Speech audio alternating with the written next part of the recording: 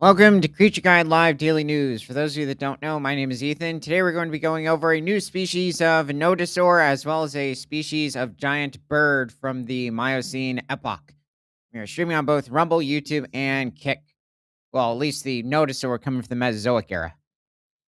So, traveling back to the age of the dinosaurs from News, fossil of earliest known ankylosaur unearthed in Morocco. And also, I will let everybody know that you are free to interrupt if you have any questions regarding prehistoric to current animal news. I mean, any prehistoric to current animals. So, the newly discovered dinosaur species, Spicomelus afer, is the earliest known ankylosaur and the first ankylosaur to be named from Africa.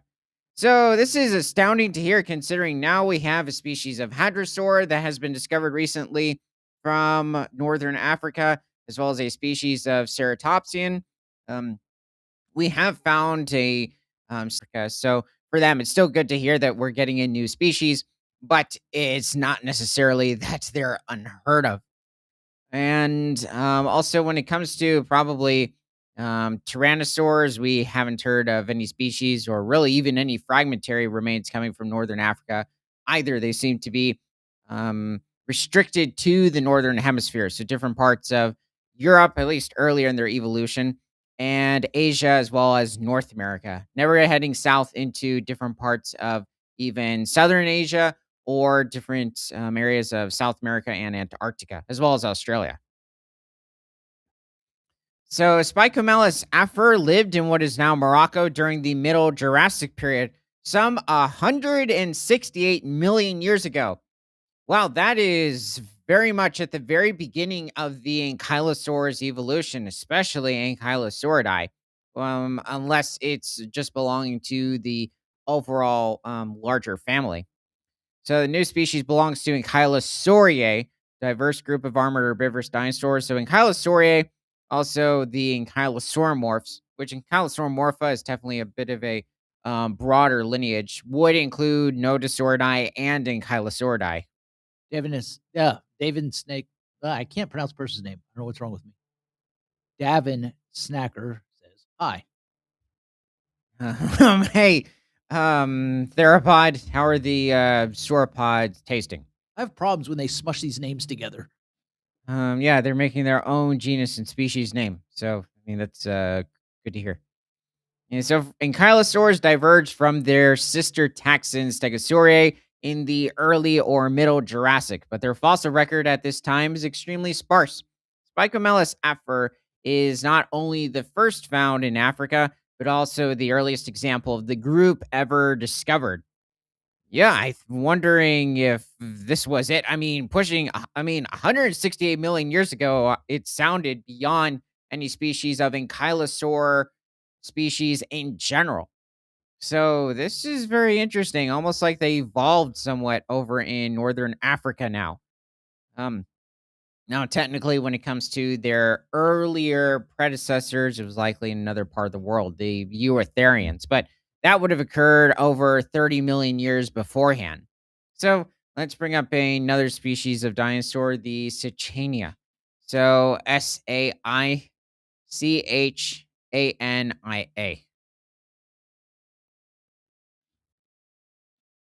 The first thing that comes up is a toy.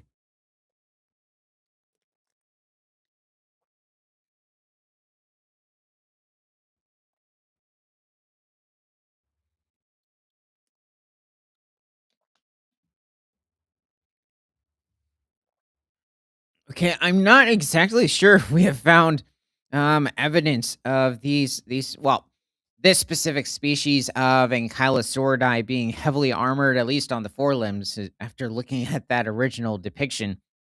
But this is a member of Ankylosauridae, and it was also discovered in Mongolia, I believe sometime around 1970 or 1971.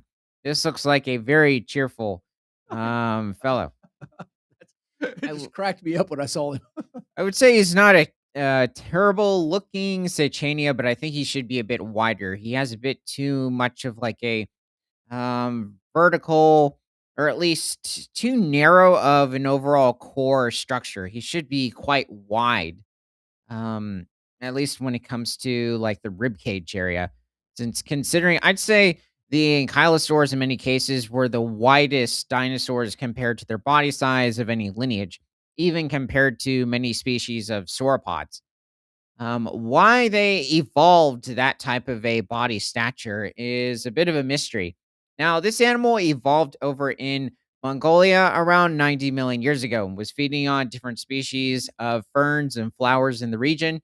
It did not really coexist, though, with larger species of tyrannosaurs. However, it was very possible, since this is around the time that the tyrannosaur existed, a species of smaller theropod, the Electrosaurus, was roaming in the area. But Electrosaurus is only pushing somewhere around maybe 18 feet or pushing somewhere around 5.3 meters. It probably didn't weigh much more than 1,800 pounds. A ton might be exceeding the upper limit of that creature or pushing somewhere around 850 kilograms. So, Sechania, however, could probably reach somewhere around 20 to 25 feet in length, or pushing 6 to 7.7 meters, and also probably weighed somewhere around 2 to 3 tons. Just get a kick out of this guy. Yeah, he might be, like, in this case, maybe leaving his scent on the tree, or he's just getting a bit of a scratch. He reminds me of a cow on a scratching pole thing. Yeah, that does seem very much like this. I think Kylosaurs would really like those sorts of tools. Let's see, what else? Yes, it did. I believe we do have evidence for Sechania having a robust club tail, but I'm not sure how much of the overall specimen we contain of this animal. I don't think it had that type of body armor, though, around the chest area. That might be a little too far. And even when it comes to the osteoderms, just overall around like the bottom of the neck region, it was probably for an ankylosaur devoid of armor in that region. It also seems to be somewhat like even the belly in general might be armored this instance.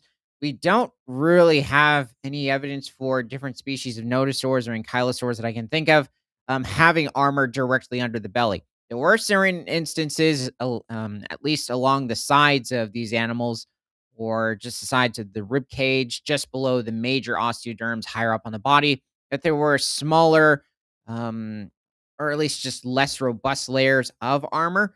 Kind of like with what you would see in certain species of hadrosaurs and even certain species of pachycephalosaurs. You could possibly even say certain species of sauropods that were armored too. And as well along the upper thigh or the femur region, and even along the humerus or the upper arm. There are quite a few ankylosaur species that we have evidence of from the skin fragments and even just the overall armored specimens that have been well preserved of that occurring in the region. I do think his beak in this instance also might be a bit too broad and should have a bit more of like an extension to its morphology. The nostrils aren't bad for an ankylosaur. That seems to be, in many cases, what an ankylosaur nostril would probably look like. The overall skull for this Saint Chania is a bit off here. I'll go to some of the actual depictions. I mean, I think this is a bit of like a just an amusing looking guy. I mean, it's not a bad model, but Sanchania likely wouldn't have had these types of like small, wide sort of spikes coming off the armor, and his club tail would not look like a pecan. It would have its own distinct sort of Kylosaur club I was tail, thinking a squash. or maybe like a nut Uh, nut filled chocolate. He doesn't. Yeah, his is a bit better. Where's that original? Oh yeah, him.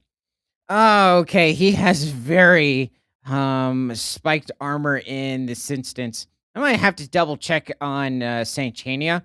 I believe there are certain areas of the osteoderms that are a bit more spike-like compared to many species of ankylosaurs, but there's also a wide variety of different species in ankylosaurs, even later on to their evolution, as well as back in the early Cretaceous and the late Jurassic, that had more elongated spikes compared to the more basal armor that we see on different later species like Ankylosaurus and Tarchaea. Okay, let's head back to the article.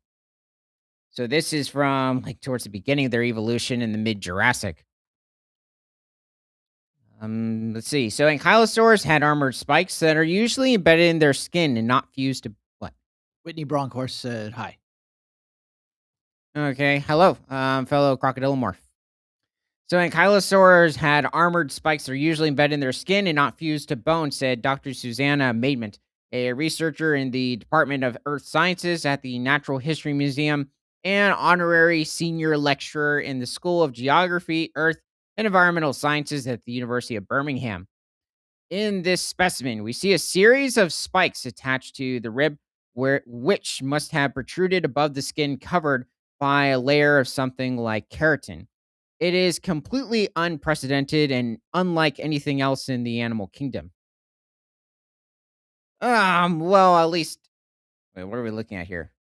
The specimen of Spicomelus afra consists of a rib with spiked dermal armor fused to its dorsal surface. Wow. Wait a minute. Whitney just asked, what was their form of defense? Are you looking at the current animal or are you looking at that guy? What is that? I forgot. This is Sechania. There's also this specimen, but fortunately, we're not seeing the club tail. Like how they're making him look like he's probably in like a dried up riverbed or maybe a certain mud wallow. This guy's a bit off, at least when looking at his toes, because he really should have three clawed toes, and the ring finger and the pinky should be a bit more splayed out and smaller compared to their body size and not Uh, be clawed. she's asking about the current one. Oh, the one that was just discovered. Well, they didn't use a picture for the new animal. Instead, they used a picture of a not exactly an older or much older species that was discovered, but it's called Boreal apelta. So this animal existed over in Alberta, Canada.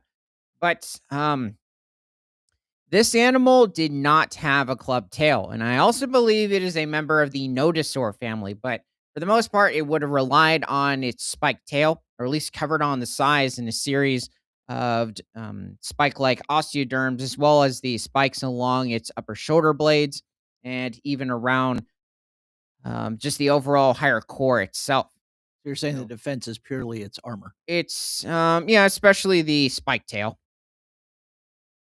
which could probably sever any earlier species of theropod dinosaurs over in early Cretaceous Alberta, considering that was somewhere around 112 million years ago. Oh, you're saying deadly tail. Yes, it could likely break their leg. So, when it comes to this species of ankylosaur from the mid Jurassic, so there is a rib with preserved spikes on top of it. That's just, I definitely have not seen that before. There have been instances where there are ribs, and then you have that layer of armor, but a bit quite separate from the rib cage itself, but not like this. It's almost like what happened. The Jurassic all of a sudden invented something quite spectacular, and then all of a sudden, like some um species decided to come in or a subfamily of ankylosaurs and said, no, no, no, no, no. We'll get canceled for this, later on at the end of the Jurassic. We need to add something that is less harmful towards the predators because, they could get offended by our defenses. It's like, that's why we're inventing it, so we don't get eaten. Yeah, but, we need to take precautions. So, let's continue. I'm kind of serious though. That's what it seems like. The new specimen is a slightly curved dorsal rib fragment with four elongate conical spines. It was found at a site in the Middle Atlas Mountains in Morocco, the same site where paleontologists previously discovered Adraticulates bolafa, the oldest stegosaur ever. This might be a species. Oh yeah, the stegosaurs we have found over in northern Africa. What is this? Somewhere between like 180 to 190 million years ago, possibly even older. But I've heard of the species. I'm just not too familiar. Okay. I guess we could possibly bring up another species of nodosaur. Oh, that sounded convincing. Okay. So Animantarx. Animantrx.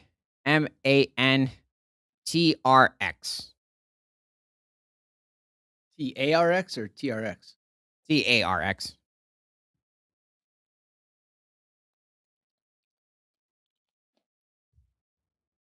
I might not be able to spell, but I can see the word.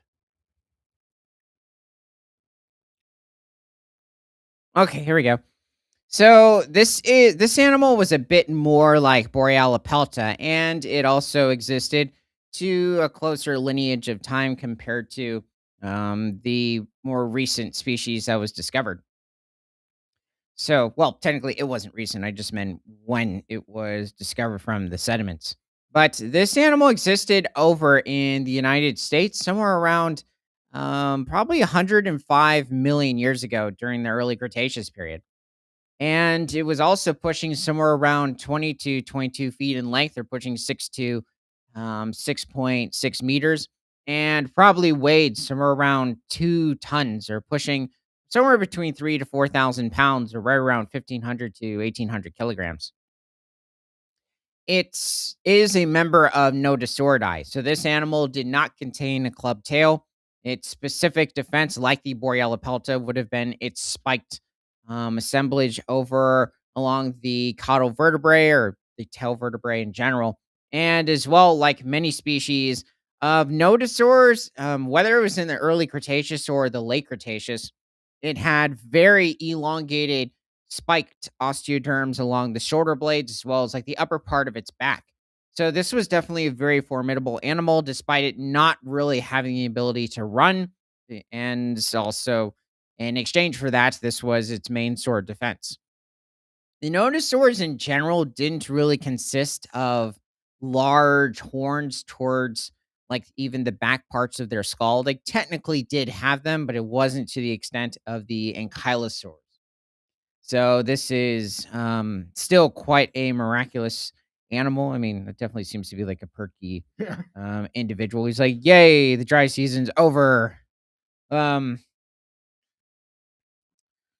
or like he just found a bountiful supply of different species of early Cretaceous flowers and ferns. Oh, wait a minute. I We gotta don't know, but his teeth though might be a little too theropod-like to an extent. Why does this guy look like he loves the camera? Wait. Oh yeah, he seems to be somewhat posing. He's like, I don't know how to explain it. It's like, do I look? Tell me that I look better than members of Ankylosauridae. I do, don't I? Um, and yeah, as you can tell, like especially on this reconstruction, the horns are, I guess, much more of like that with what you would see in different species of nodosaurs, and they're present, just not as large as certain species of Ankylosauridae. But definitely the spiked osteoderms along the neck and the shoulder blades are very notosaur in perplexion. Oh, wow, it's just his neck. Okay, now this is just weird.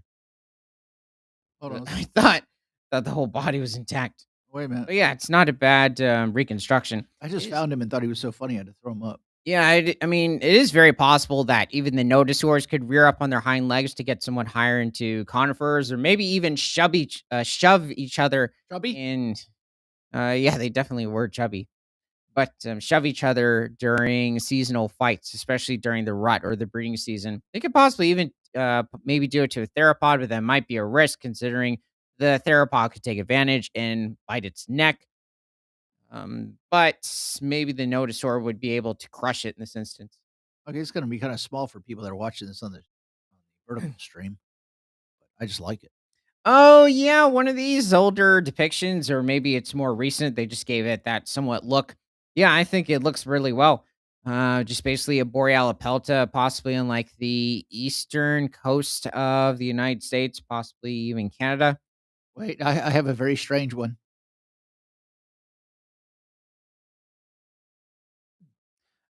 Okay, so they combined him with a Pachycephalosaur, and they got rid of his like okay, the whole thing, even when it comes to the armor of this individual, For nodosaurs in general, this animal is extremely lacking. I mean, having the armor that far off or that far up the just the core of the body in general, but it also looks like it's not even attached to an extent. Um, I guess the other thing is that since it's lacking a spike, especially along the end of its tail, but even then, in many species of nodosaur, especially for the early Cretaceous, they would have had much longer spiked osteoderms along the sides of their tail. The feet are also relatively far off.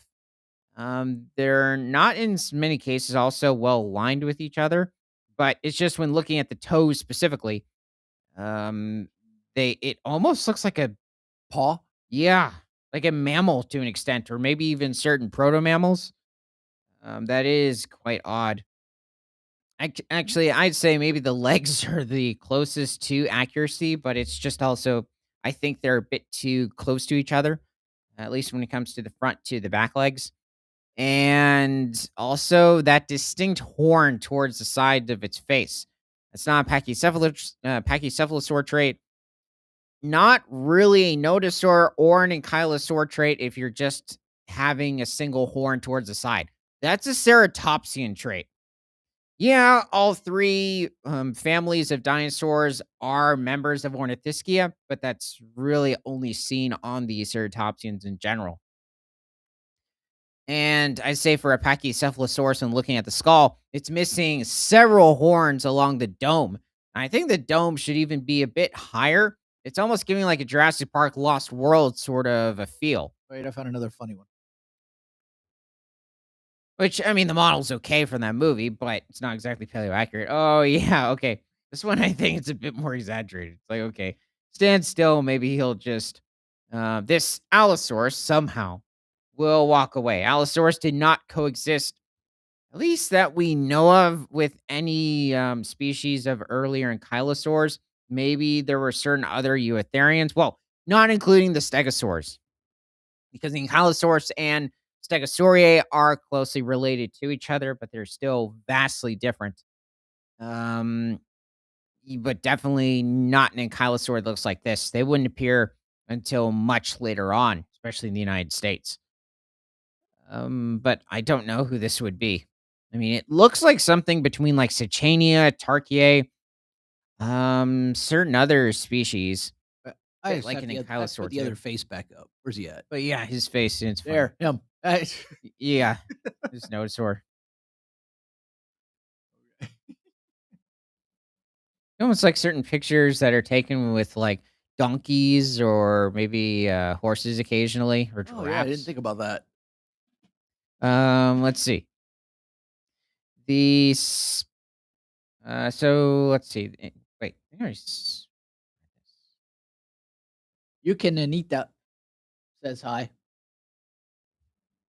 welcome, fellow coelophysid. So, in just this one site, we have described both the oldest stegosaur and the oldest ankylosaur ever found.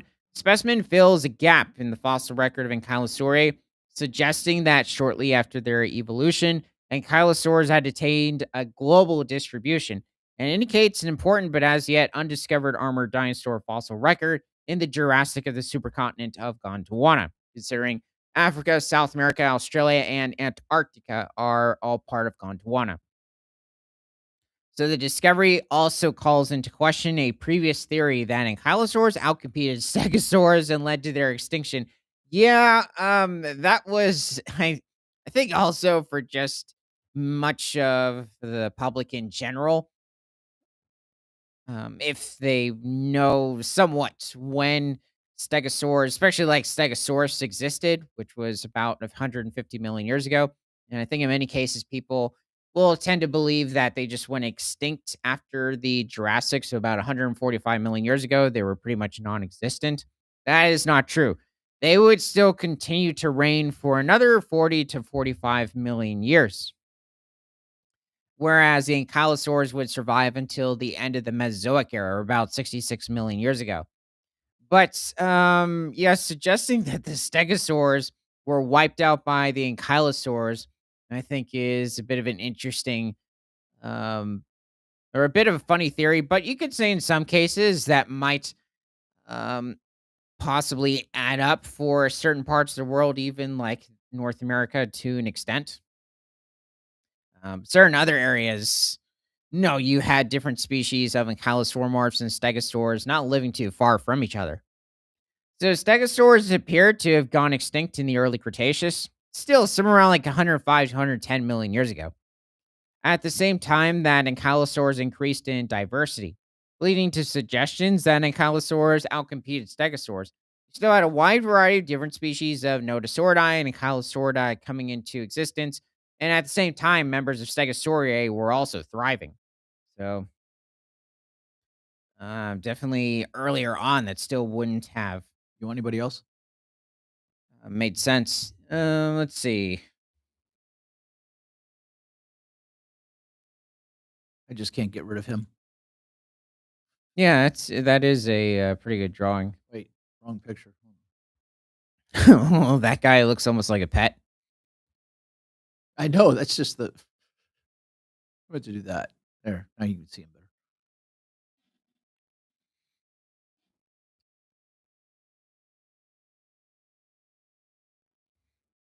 better. Oh, okay. So I guess let's pull up a ceratopsian. So Oho ceratops. Oh-ho? Yep. Oh, So OJOCERATOPS.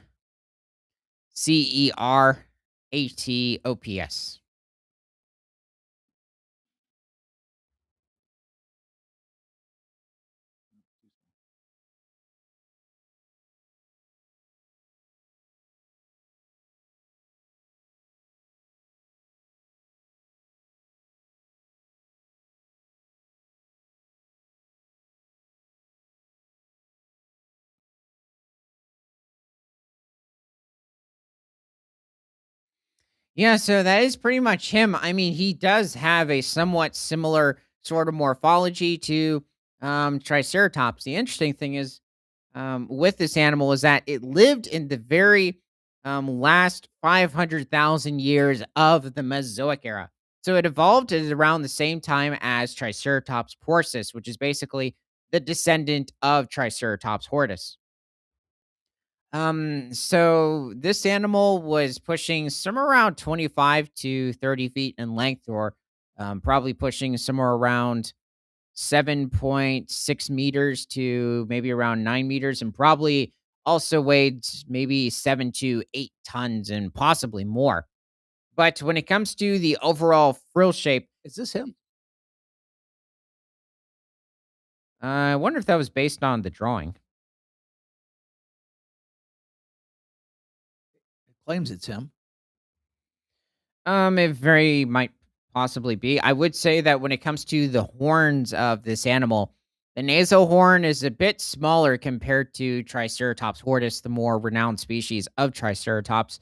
And definitely so when it comes to Triceratops horsus, considering Triceratops horsus has an even larger nasal horn, or at least a horn just on top of the nose region compared to Triceratops hortus, and definitely this specific species. Ohoceratops was actually discovered over in New Mexico. So it is very likely at like certain areas, maybe occasionally you might have had T Rex roam into this region or other tyrannosaurs such as Nanotyrannus and possibly prey on this individual, but it also had somewhat thinner horns, or at least less wide in overall diameter compared to the Triceratops species. And even when it came to other ceratopsians that it coexisted with, like Torosaurus, it probably also cohabited with different species of hadrosaurs like Edmontosaurus at this point. And likely, since it was discovered over in New Mexico and came into contact with one of the other sauropods in the region, being the Alamosaurus, one of the only sauropods that we have discovered from these last few 100,000 years in the Cretaceous. So, this animal would still have been quite a formidable adversary, like the Triceratops, and not just to T Rex, but also just to other ceratopsians in general. But this animal was not a carnivore. It was likely just feeding on different species of aquatic plants, considering it seems to be with many species of larger chasmosaurs, which is the group of ceratopsids that the Ohoceratops is a member of. Um, they inhabited different swamp ecosystems. They also had very wide feet compared to their body size, which probably helped these animals splay their weight out and prevent them from getting stuck in certain instances. This guy has fingers. Well, also something's very off, like he's marked with something on the back of his frill. That would not have been the case, or at least when it comes to the overall coloring with these specific species. Now, you might have had a series of patterns or color along the front of the frill, and certainly is possible with the back, but probably not like in this instance. I also think it's possible there might be something else a bit off with the frill of this animal, but it is going to be much smaller than even the different species of Triceratops, especially Horridus, when it comes to the frill size.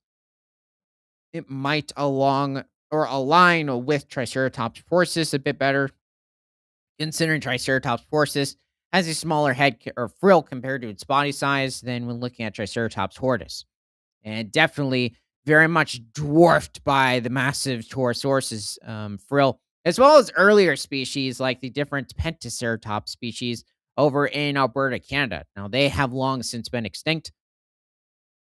Genesis Foray is in. Hello, fellow Belly Sword. So let's see. I guess anything else? I don't believe we have preserved skin when it comes to Ohoceratops. So nothing indicating that these animals might have had porcupine quill-like feathers, like what is possibly occurring with Triceratops. Also, these animals were likely fairly slow, so not really capable of reaching speeds much more than 10 to 12 miles per hour, or a little over 20 kilometers per hour. Okay, I guess let's travel to another part of the world, unless there was something else. Oh, okay. So, however, both clades co-occurred in Jurassic ecosystems. This indicates long-term ecological overlap between stegosaurs and ankylosaurs for over 20 million years, suggesting that the decline of stegosaurs may have been for reasons other than competition with ankylosaurs. Yeah, I would assume, like with most species of animals in general, there would have been a massive ecological change. There might have been certain diseases. Also, like with that ecological change, different climatic changes also causing those ecological changes. Different foods, in their case, different species of plants evolving. Maybe that they're just not well accustomed to digesting. They might not even have very much nutrition, or they don't have certain types of nutritional um, just substances that stegosaurs specifically require and ankylosaurs don't. So, or it's that just specifically the ankylosaurs can thrive on those species of plants, and the stegosaurs have a problem making a living. So, yeah, I do think there would have been a wide variety of other factors, and probably not even having to do with the other animals themselves. Now, competition could have been a part of it, but yeah, I also find that a bit hard to. Well, here's the thing. Maybe the stegosaurs were still having a decent time on the different species of plants that were occurring in the area, but the ankylosaurs came in and maybe over foraged the specific species of plants, and so now the stegosaurs are lacking in their food source. There's a variety of issues. Okay, let's head forward into the Cenozoic era, but not the present, and a bit before the Ice Age. Actually, we'll probably run into the Ice Age too. From Sinews fossils of giant carnivorous birds found in Argentina. Paleontologists have unearthed the fossilized remains of large pteranodorthid birds at 4 localities in central Argentina. Well, who do we have here? Pteratornis sitting on the extinct proboscidean Nodiomastodon. So, Teratorns are members of Teratornithidae, a highly diversified guild of large carnivorous flying birds that lived between 25 million and 12,000 years ago. Their fossil record is limited exclusively to North and South America. The first Terratorn fossils were discovered in 1909 in famous La Brea tar pits in California, the United States. So basically, I think a certain member of the Terratornithidae lineage of birds back in the Cenozoic era, or especially the Miocene epoch, the Pliocene, would be creatures like Argentavis, which is probably the largest species of flying bird that has been discovered. Not necessarily having the longest wingspan, but just overall when it comes to weight and the overall build of the animal.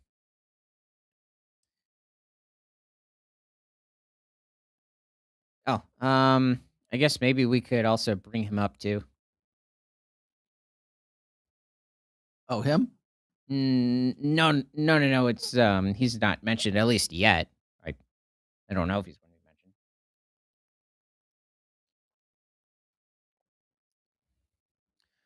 Okay, Argentavis.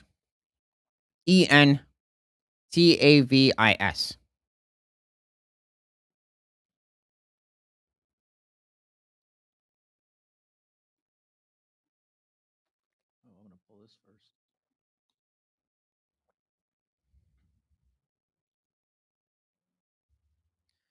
Yeah, that is one of those older models of Argentavis. If that is him, yeah. But Argentavis would have had a bit more of like a vulture, sort of a skull structure. But overall, when it came to the plumage, this animal had a wingspan of somewhere around, I believe, 25 to 30 feet, or pushing somewhere between maybe 7.4 to 9 meters. Is that better? Yeah. It also did coexist with different species of terror birds or members of the forest rocket lineage of terror birds in general during the Cenozoic era, especially later into the Pliocene and early Pleistocene epochs. So, also, it would have come into contact with different types of saber-toothed predators as well, and probably also certain species of earlier hyenas. Yeah, is a bit of an accurate depiction of an Argentavis. It just looks like the enlarged vulture. Is that it? Oh yeah, so this was back in Argentina and also somewhere around 6 to 8 million years ago. And you had the carnivorous marsupials in the region. You also had different species of armored glyptodonts. So basically the larger family of armadillos roaming the region. And this animal would have had somewhat competition with the marsupial predators such as Thylacosmilus. We have found Thylacosmilus and Argentavis in the same fossil formation over in Argentina. So it is very possible they were contemporaries and or likely, but I would say both creatures would have to be somewhat careful with each other. Though this could have been a slightly young Thylacosmilus. Thylacosmilus was not necessarily a very large carnivore either, so maybe pushing around 150 to 200 pounds, or maybe somewhere around 70 to 90 kilograms, whereas Argentavis, I'm not entirely sure about the weight, but I would think This even more than Thylacosmilus in some this instances. looks a little cartoonish. Yeah, it does. It's just his face. I think it's that in the overall, They stuck a um, couple feathers on him. yeah, display of the animal. Actually, didn't notice that. I thought maybe it was just some sort of a tag, but yeah, I think those are. Yeah, they put a large one at the end of the wing. That's funny. And there's 2 on his tail, or Yeah. 3. Um, it's kind of sad. Wait a minute. Oh, that's weird. Hold on. It didn't come up.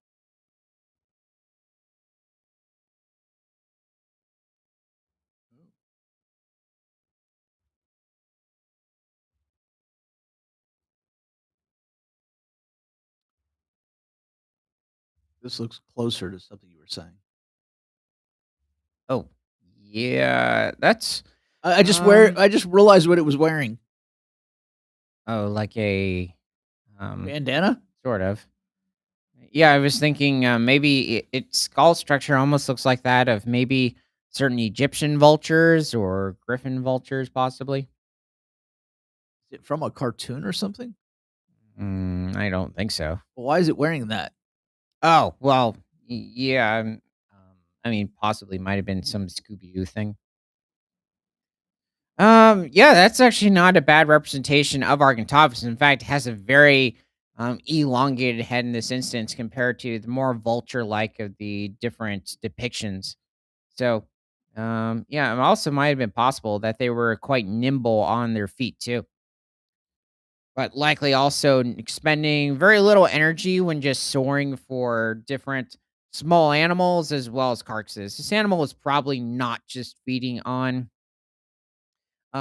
like different carcasses along the landscape, considering it would be quite challenging for an animal this size to find continuously that substantial that type of a substantial meal. Now you do have it where certain species of vulture today might be the Egyptian vulture that specifically for the most part will feed on the bone marrow of bones. So I know it's a bit repetitive, but that is Yeah, all that that they was feed on. funny. Bone marrow bones. So, teratorns, back to the article, are related to living storks and New World vultures, such as turkey vultures and condors. They're among the largest flying birds that ever existed, with a wingspan of up to 7 meters or 23 feet and an estimated mass of 70 kilograms or pushing what's around 150 pounds. The Teratorn species, Argentavis magnificens from the late Miocene of Argentina, is one of the largest flying birds known, only rivaled by the Eocene and Neogene pelagornithids. Yeah, so it might have been, I mean, 23 feet does seem to be a more average sort of a wingspan for an Argentavis. So I might have confused the wingspan in general with like Pelagornis, which was pushing some around 25 to 30 feet. It is believed that teletorns originated in South America because their oldest remains were found in 25 to 5 million year old deposits in Brazil and Argentina, said Dr. Marcos Senozo, a paleontologist in the Centro de Ciencias Naturales Ambientales y Jesus. Antropológicas at the Fundación de Historia Natural Felix de Azara Universidad Maimonides. After this Imagine having to period, write that out. I guess if you're fluent in it, it's probably okay. After this period, teratorns disappeared from the South American fossil record, but became remarkably abundant and diverse in North America until their extinction at the end of the Pleistocene period, some 12,000 years ago. Yeah, they had a pretty successful lineage for the Cenozoic era in general. I mean, popping up at the very end of the Oligocene epoch, so somewhere around 25 to 26 million years ago, and then disappearing suddenly at the very end of the Ice Age or the Pleistocene epoch. So, the absence of these gigantic birds during the last 5 million years in South America was a mystery until now. Dr. Senizo and colleagues examined four new teratorn specimens from localities of central Argentina that range in age from the late middle to the early late Pleistocene. The first specimen that we found or that we identified was found in the 1980s at the site of Playa del Barco. We then found two more fossils, one in Centinela del Mar Natural Reserve, close to Mar del Sud, Mar and the other in the Salado de Santa Fe River near Manucho. Okay. So let's this time bring up a species of early rhino. Okay, the Menoceras. So Menoceras.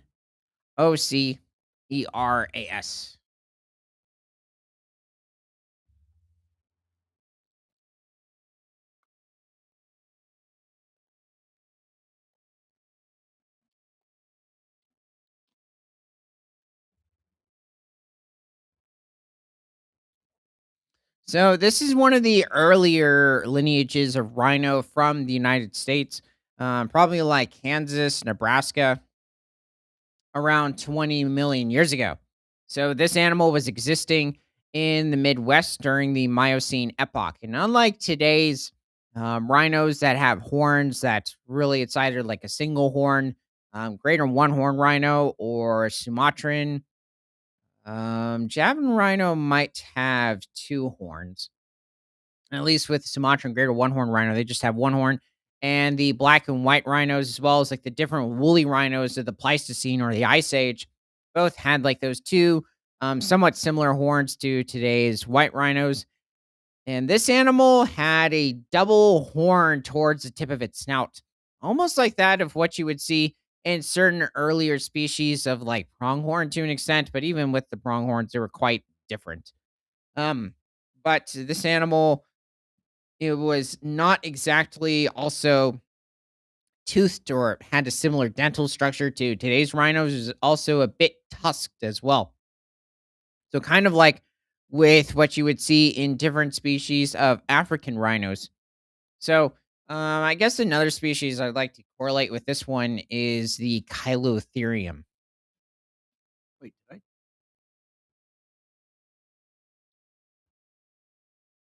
Oh, I thought found a thing. I thought it was a black and white picture, and I'm like, no, it's just a drawing.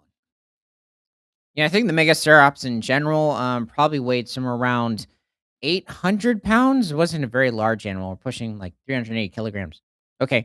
Chiliotherium.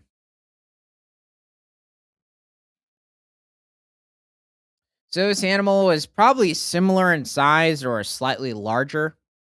Yeah, it was oh, come on. It had to do that. It took a greater one horn rhino, chipped the horn off, and just stuck a couple of um almost looks like ice cream cones, but they're supposed to be like tusks on the bottom jaw. That is sad. Here we go. This is better. Okay, so the Chiliotherium existed over in possibly Eurasia, but definitely Africa, somewhere around 3 to 5 million years ago during the Pliocene epoch. And this animal also had very peculiar bottom tusks and or at least at the tip of its bottom jaw. It is belonging to also a group of rhinos that had these distinct types of characteristics. I think it's a bit distantly related to the Megacerops, but it somewhat does share a bit of a common characteristic. Oh, yeah. So the larger hyenas of this point. So this is another, possibly even just large, maybe larger subspecies of Crocuta, which is a hyena of today. So also quite similar to the Eurasian cave hyenas of later on. Now, when it comes to Chiliotherium, this animal did not score a horn. There was a bit of like an extended bump towards the front of its upper snout, but it's really relying in some cases on the tusks, like today's hippos to an extent, for defense, possibly even goring into other males during the breeding season, likely even helping it ward off other predators like earlier species of cats, as well as the mustelids being the hyenas in the region. So, it even had competition with different species of mastodon in the region, possibly like the Afro mastodon, which had very long tusks compared to its body size. Wow. Okay. Okay. I forgot for a second that I had the mastodon in my mind, and I thought that this was one of them for a second. They're definitely giving him a very hippo-like lifestyle. I think it's because we have found Chiliotherium in specific areas that make it um very likely that this animal had a somewhat hippo-like lifestyle. And when you look at the overall skeletal morphology of Chiliotherium, it probably had a bit of a semi-aquatic sort of behavior. So probably feeding on certain species of aquatic plants. It might have been somewhat omnivorous, like the different hippos. Well, specifically the hippopotamus of today. I'm not sure if there's any evidence for pygmy hippos which don't weigh much more than 7 to, probably around 700 pounds or pushing, a little over 330 kilograms. They're really just feeding on different species of vegetation in Central Africa. But this animal likely was feeding on just different also species of grasses, like today's hippos. Was there something else you were saying you wanted? I'm trying to think of that species of mastodon. I don't know, maybe see if it pops up the Afro mastodon, Afromast Is it 2 words or 1? one Odon.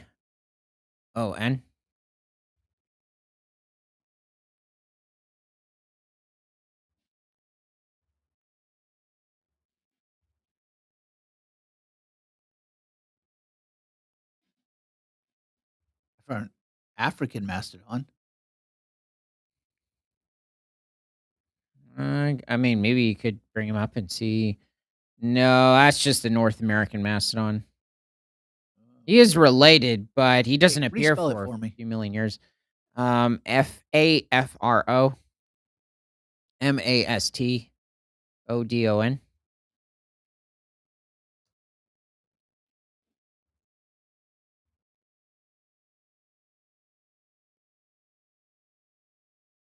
No, I'm probably No, it's literally what it says it is.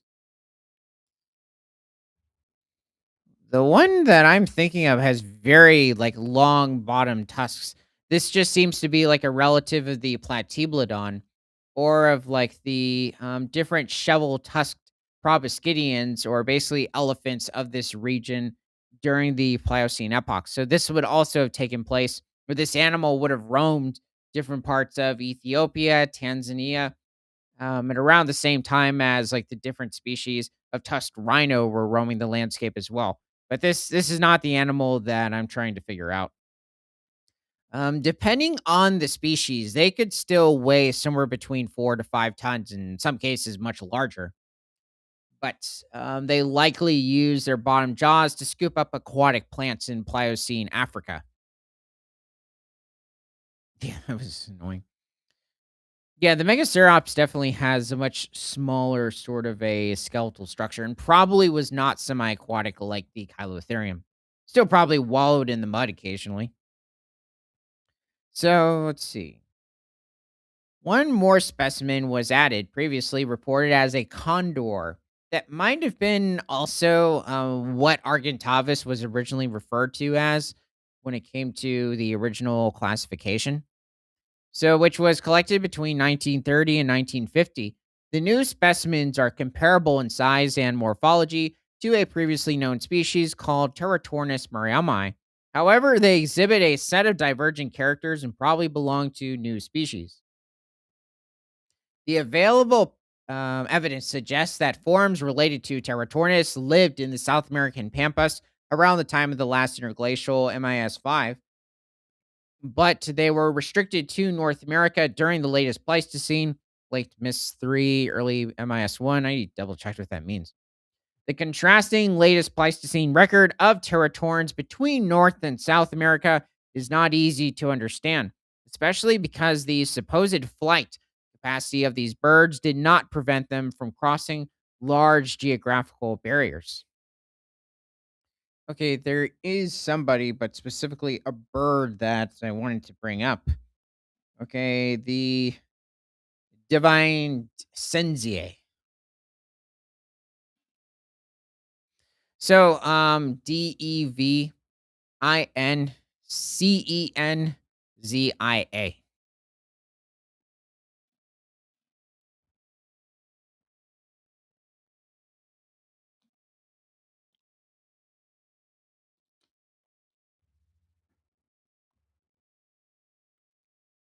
Yeah, it's pretty much him.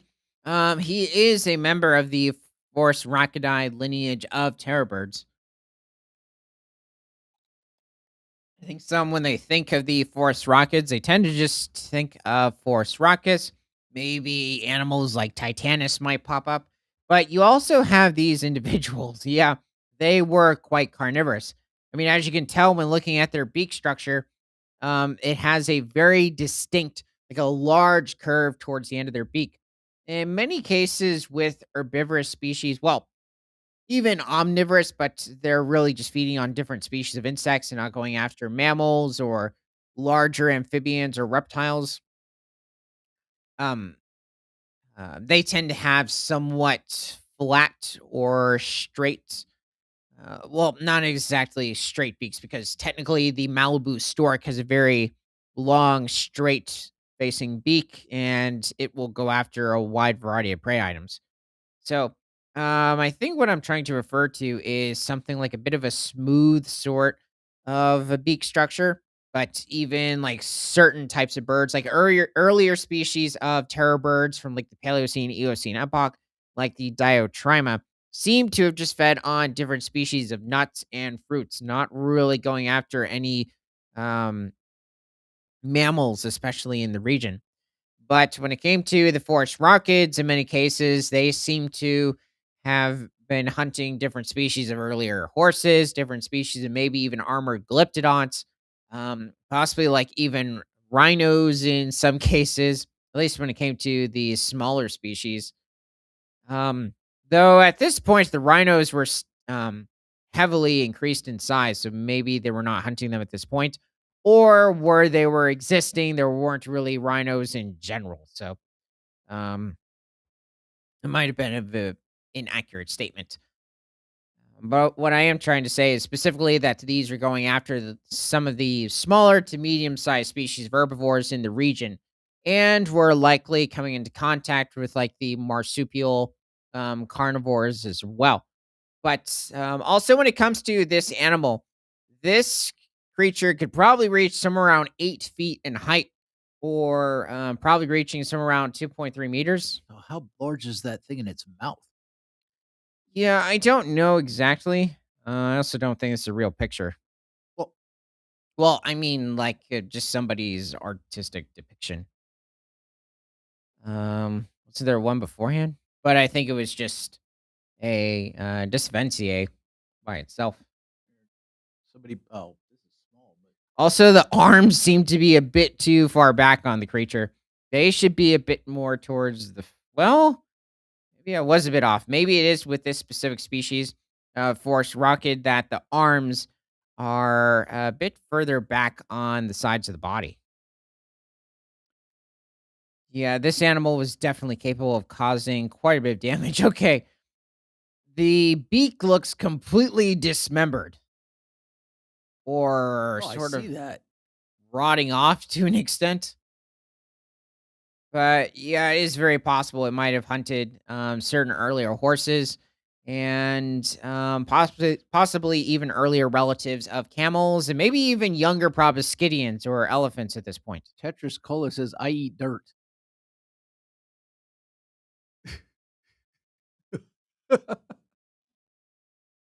Um, okay.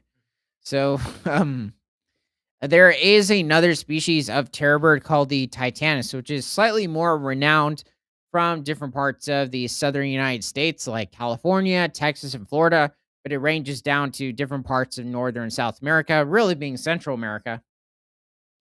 But it's a bit smaller, but possibly a bit more heavily built. It ranges to about like 6.5 feet in height. You're pushing probably 2.2 meters or 6.6 feet. Adrian, your comment got blocked. I don't know why. He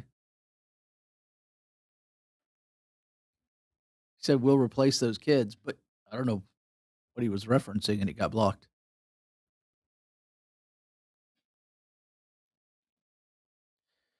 Let's see. Here, let's just head back to the article. So, okay.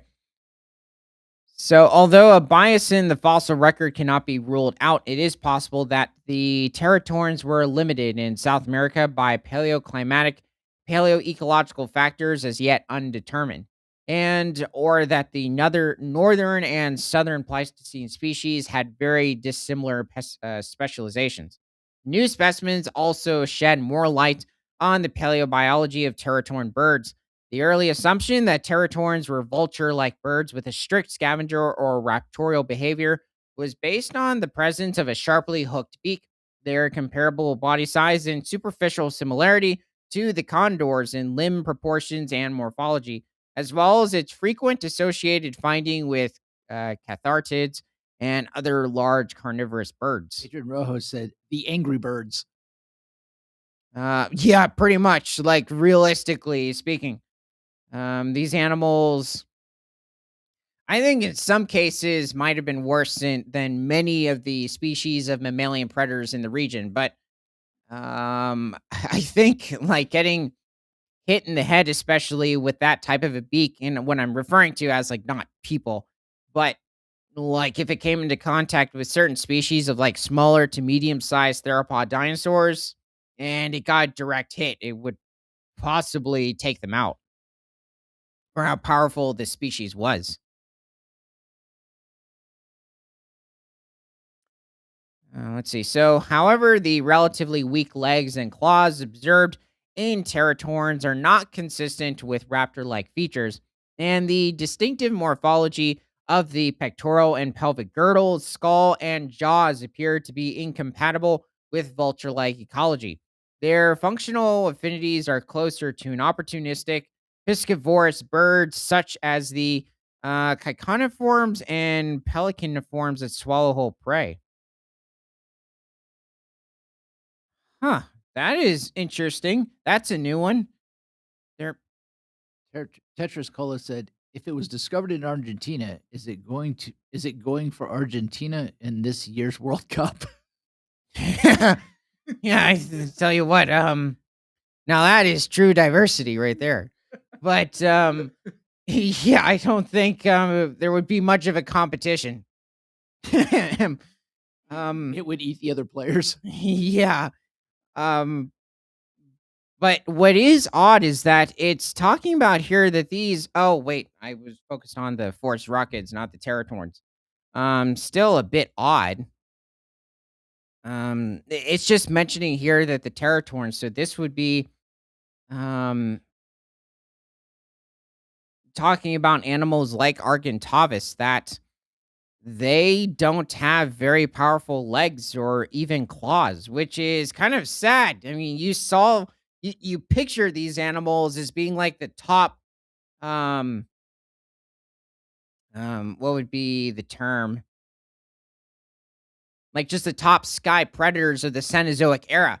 And now all of a sudden it seems like they really weren't meant for, swooping down or at least um fending off like different predators off of kills. This is somewhat it's like interesting and just a bit of a like just into depletion and awe in Wait, some these things cases. could fly?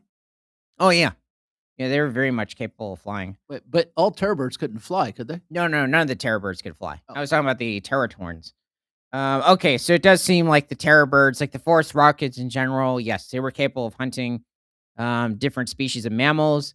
In fact, you know what? Let's just sort of bring him up. Maybe Smilodon populator. Smilodon. And then it's, I guess, separate word. POP. why are we bringing him up? Well, the thing is with Smilodon populator is that he likely did not coexist with any of the larger forest rockets. He probably coexisted with some of the very small species, would not have posed a threat at all. I mean, maybe if the Smilodon was like a little cub, but even then, possibly not. Um, so Smilodon populator was much larger than the Smilodon fatalis over in North America, so likely its descendant. Even though we have found different specimens of Smilodon fatalis, the more famous saber-toothed cat, over in different parts of Peru, I believe Paraguay, even different parts of Central America as well, all the way up into Alberta, Canada. So it's a very successful species of saber-toothed cat. Smilodon populator, however, seems to be really restricted to South America. It happened to appear a bit later into the Pleistocene epoch or the Ice Age, after Smilodon fatalis would have evolved. Now, you did have it where certain species of the Force rockets, especially Titanus, still seem to have somewhat evolved, or they were still existing around 1.8 million years ago. Okay, so Adrian Rojo's hitting us more with Ninjago lore. oh, the the different medieval dragon stories, Yeah. fantasies. Let's see. So there seems to be a I'm trying to remember these genus's name real quick. The not macroninians. It's a sauropod.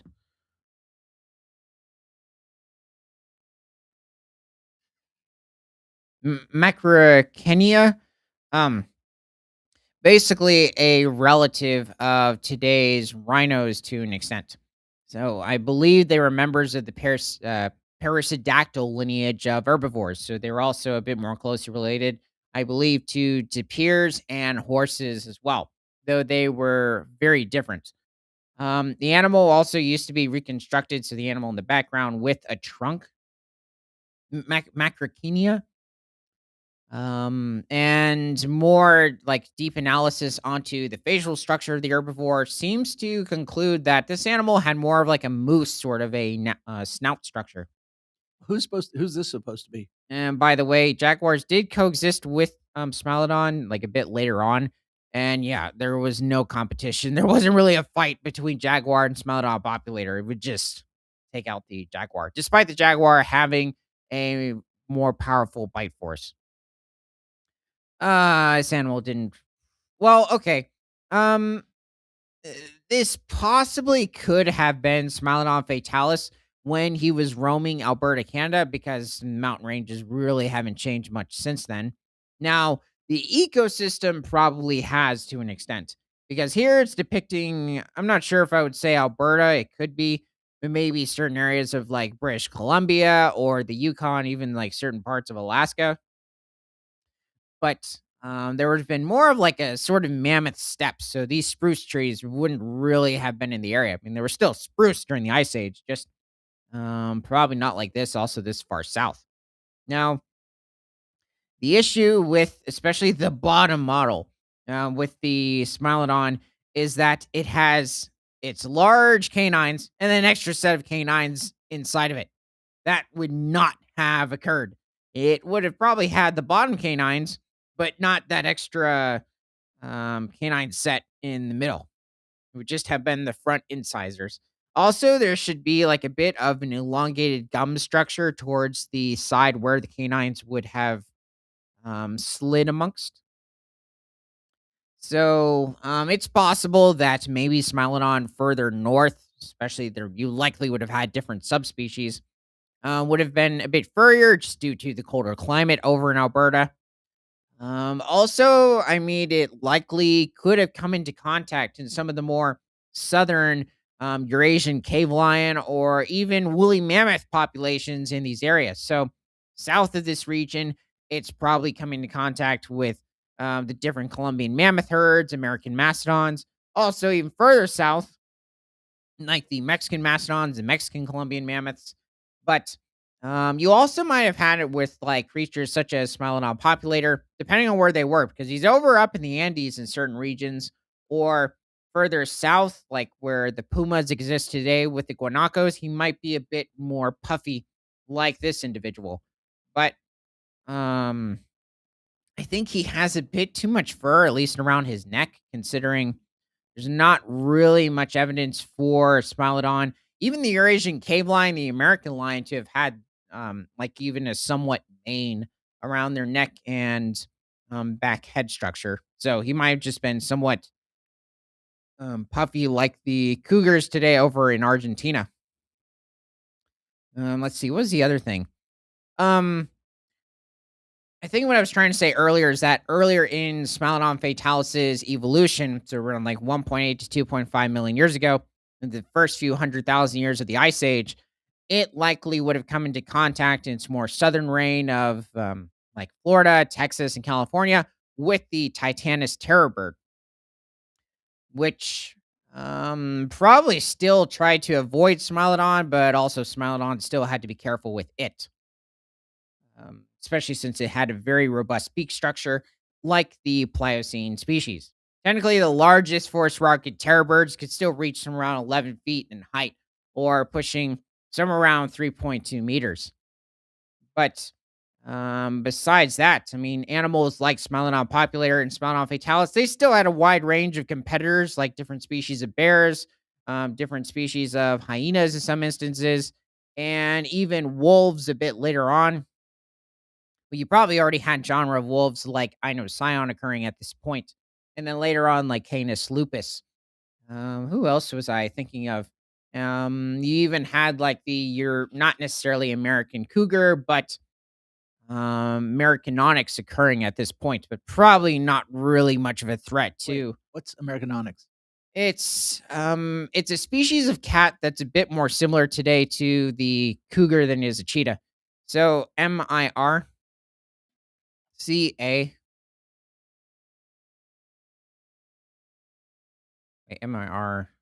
think I meant to say ACON.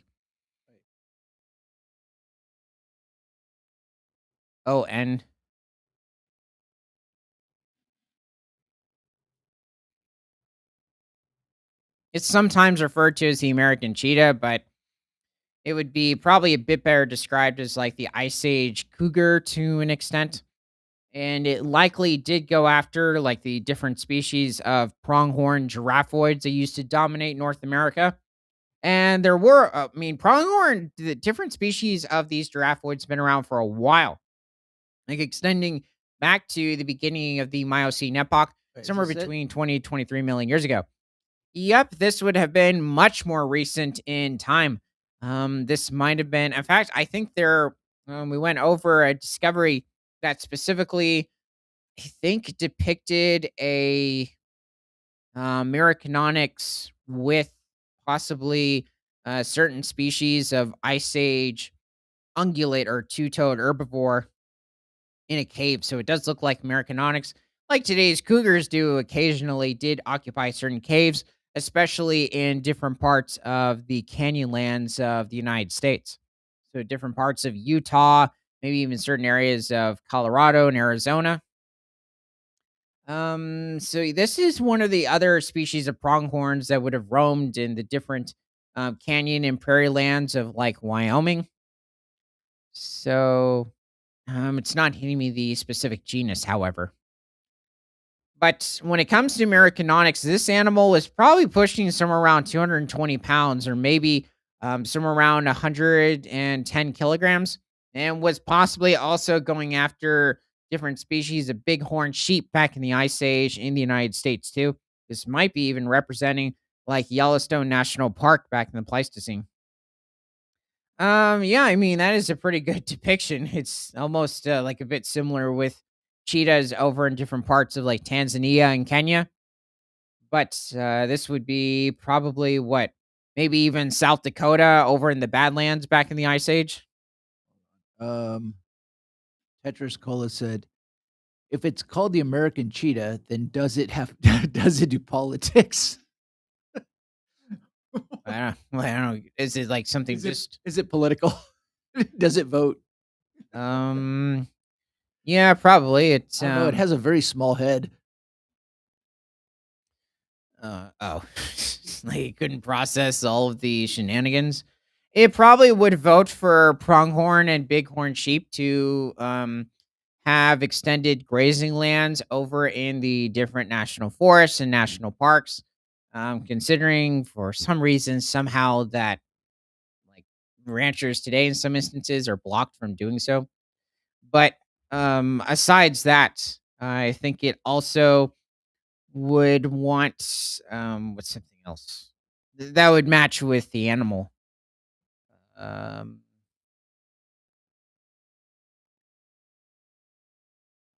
I don't know. I was gonna say it doesn't want African cheetahs being, sent over here, but, I actually don't mind the idea of, like, bringing African cheetahs to, like, the United States to help their species, considering, like, they have a lot of trouble no, like, leaving out even, like, venomous snakes over in Sub-Saharan Africa, but as well, lions, hyenas, other cheetahs, leopards. Here, it's like, yeah, there's bears and wolves occasionally, and then you could say maybe the coyotes are the big issue. You say bears occasionally? Well, I just like black bears don't usually go after other carnivores in like compared to grizzly bears. How many bears do we have? Well, when it comes to American black bears, I think the contiguous United States, so the lower 48, not including Alaska and Hawaii, technically Hawaii is even lower, but um, I think we have some around 2 to 300,000 black bears, um, like from Maine to California. So, but even then, yeah, coyotes might be a bit of an issue, but I think they might do okay. Probably sticking them in areas with access to pronghorn. I mean, you could say pronghorn are pretty tough animals, but so can impala and different species of smaller to medium sized gazelle that they feed on, or occasionally wildebeest. But they still successfully hunt them. I think. Oh yeah, the poaching. That's a bit of an issue over there too. Is it the cheetahs that pull them up into trees? No, it's leopards. Oh, Yeah, I think there's.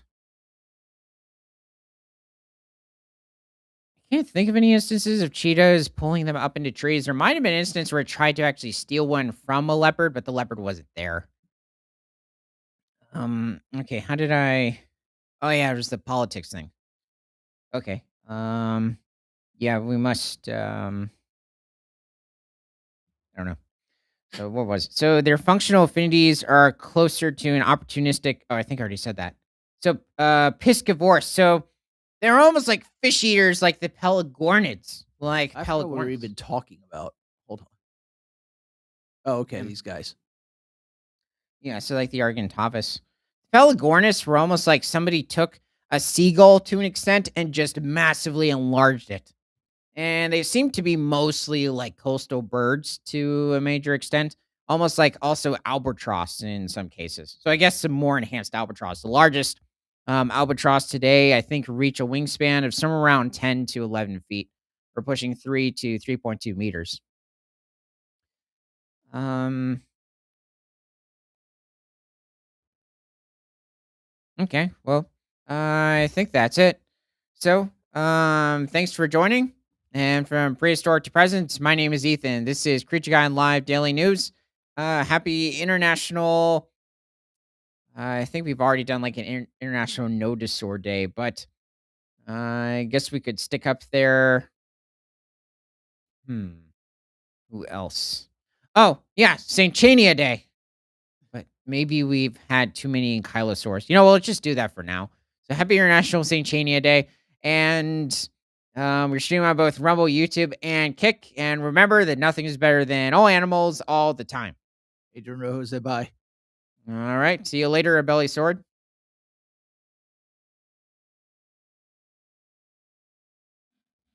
And Tetris Cola said, "Eating dirt day." Okay. Yeah, see you later too, Crocodile Morph.